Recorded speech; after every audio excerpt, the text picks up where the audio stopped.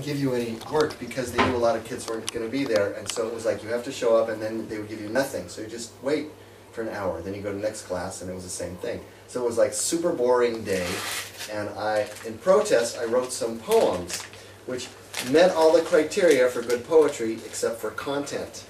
They were nonsense poems, but they had internal rhyme and alliteration, all these other things where if you analyzed them, which would have been the semester before, if you analyzed them, you would say, oh, this is a poem with all these wonderful ingredients. But what they didn't have was making sense. Kind of. So I've memorized a few of them. Excerpts from the Sextology of the Jolly Cockroach. When aught is not, and thoughts are thought, of thoughts which ought not to be thought, then chirps the willow o'er the moor, and quoth the raven, want a score?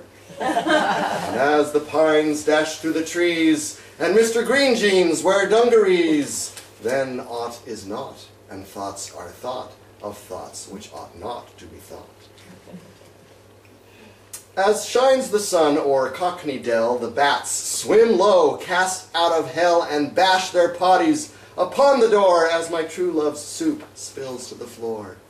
Forsooth, Rapunzel, where's my hat? In the foul lair of some repulsive gnat, whose fated lawnmower was bought with thoughts of what ought not be thought.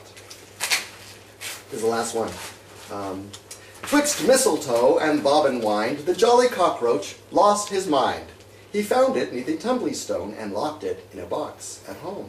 But one blistery day the box did burst, the mind hopped out, and, doing its worst, it wrote some poems, and then was shot for thinking what ought not to be thought. Excellent! Those were fabulous.